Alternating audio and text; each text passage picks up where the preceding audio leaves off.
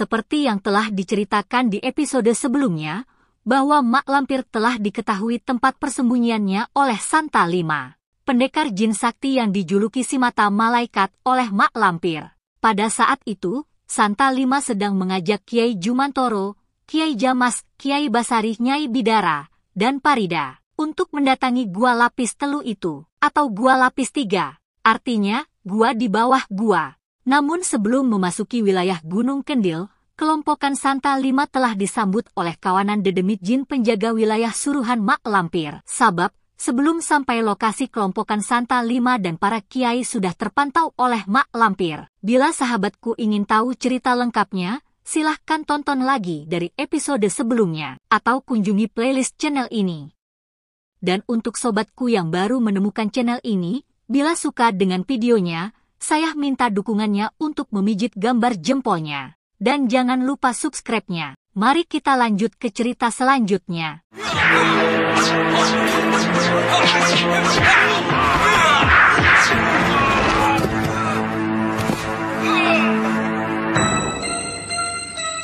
Jumantoro berhasil mengalahkan murid-muridku.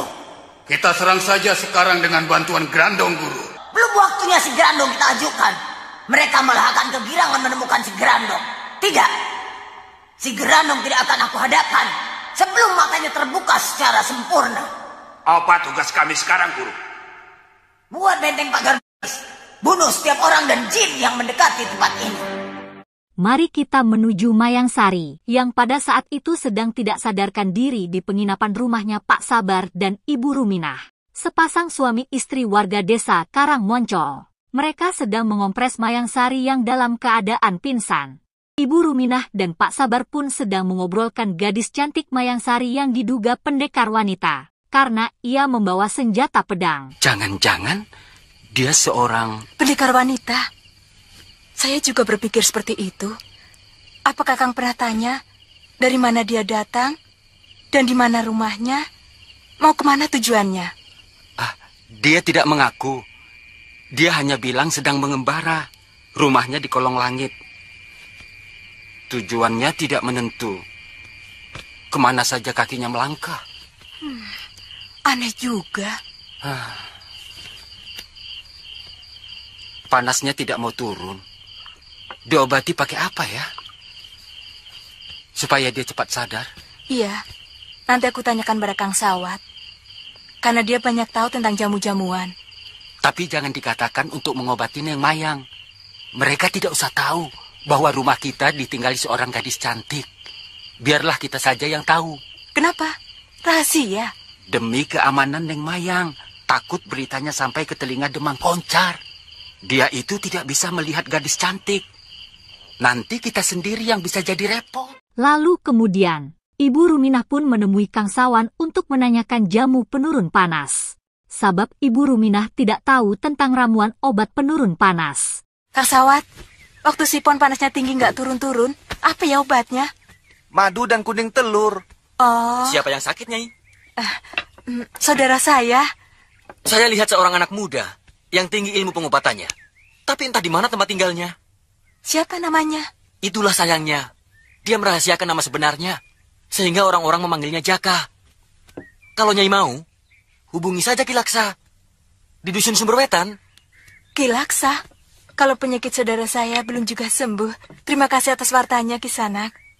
Kang, saya permisi dulu. Baik, Nyai.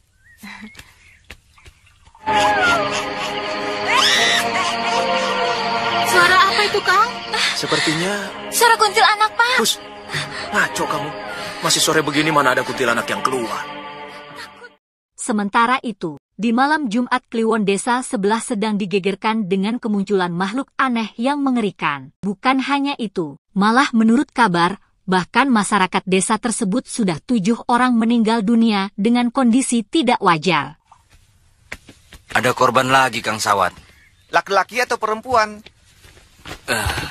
Laki-laki. Binatang juga? Entah, kali ini apa. Karena sebelumnya, semua orang di rumah itu sudah mendengar tanda-tanda aneh. Rumah siapa? Darapan, yang mati di malam Jumat. Dan sampai sekarang, ibunya masih suka pingsan. Pembunuhnya sudah ditemukan? Belum. Masih teka-teki. Pak Darpan mengatakan manusia, sebab dia melihat berjalan dengan 2 kaki. Tapi Sina bilang binatang, karena Sina melihat persis bagaimana binatang itu menerkam leher kakaknya. Dan suara yang menggereng-gereng ketika menggigit leher korbannya itu, persis binatang pula.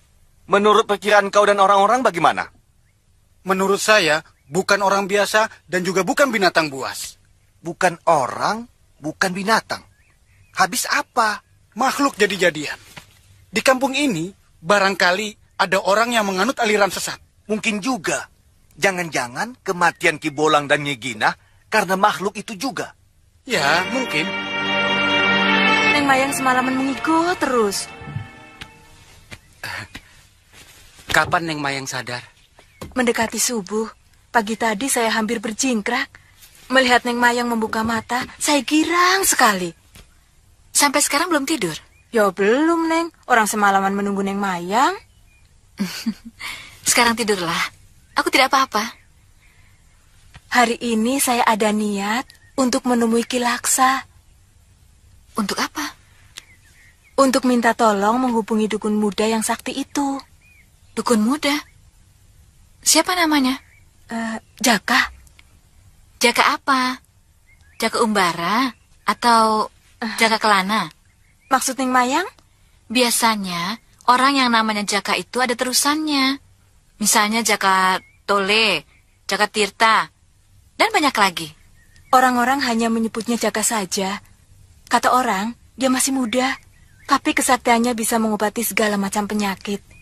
Boleh saya menemui dukun Jaka itu untuk mengobati penyakit Neng Mayang? Panggil saja dia kemari. Siapa tahu penyakitku bisa disembuhkannya. Ini ongkos untuk mencari dukun pintar.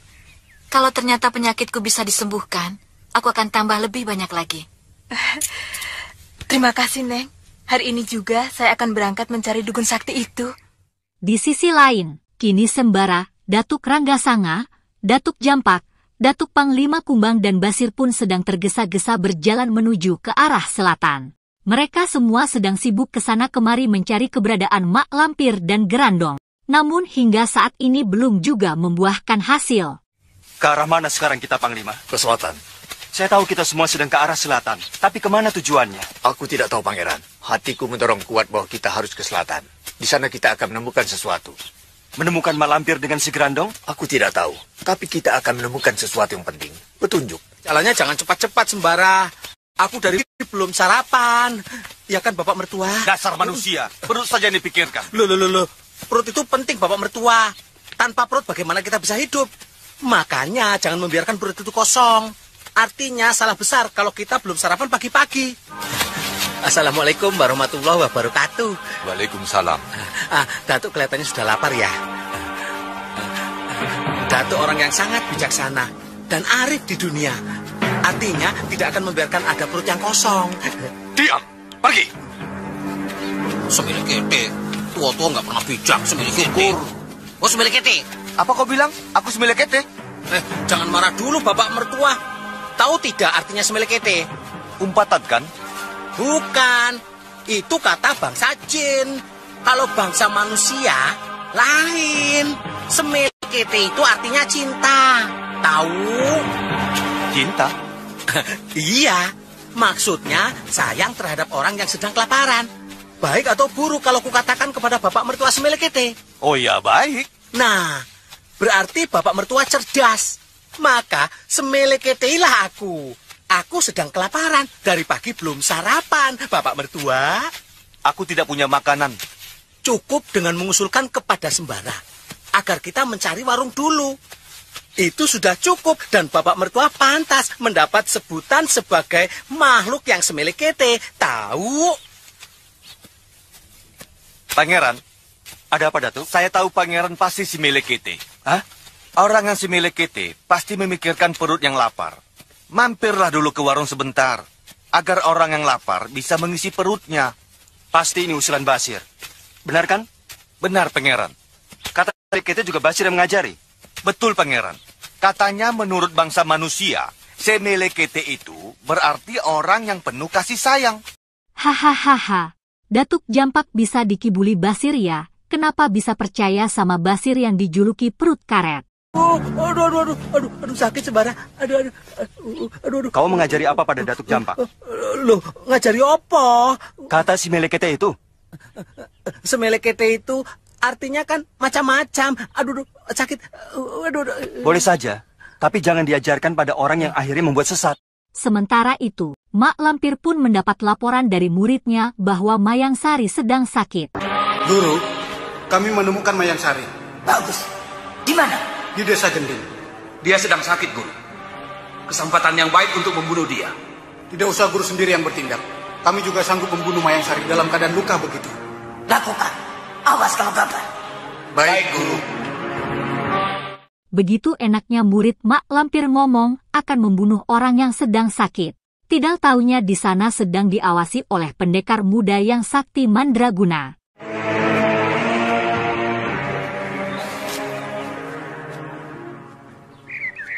Mayang Sari sedang sakit. Dia perempuan yang sombong. Dia pikir semuanya bisa dibeli dengan uang. Tapi aku tidak tega melihat dia menderita sakit seperti itu. Nanti saja. Pada saat yang baik, aku akan menemui dia. Di saat Bagus Sajiwo memikirkan dan menggerutu kepada Mayang Sari, tiba-tiba diserang makhluk iblis murid Mak Lampir yang akan membunuh Mayang Sari. Tapi ingin membunuh Bagus Sajiwo terlebih dulu. Mungkin dia pikir Bagus Sajiwo bukan orang sakti.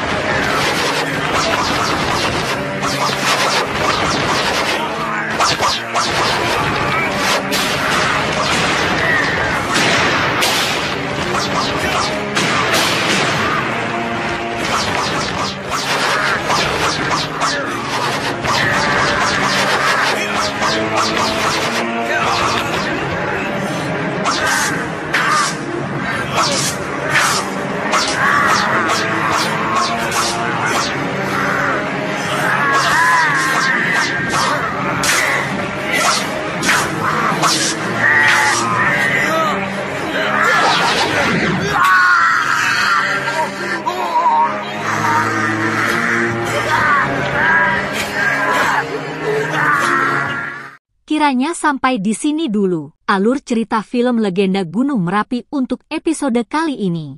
Mari kita nantikan cerita kelanjutannya di episode yang akan datang. Terima kasih.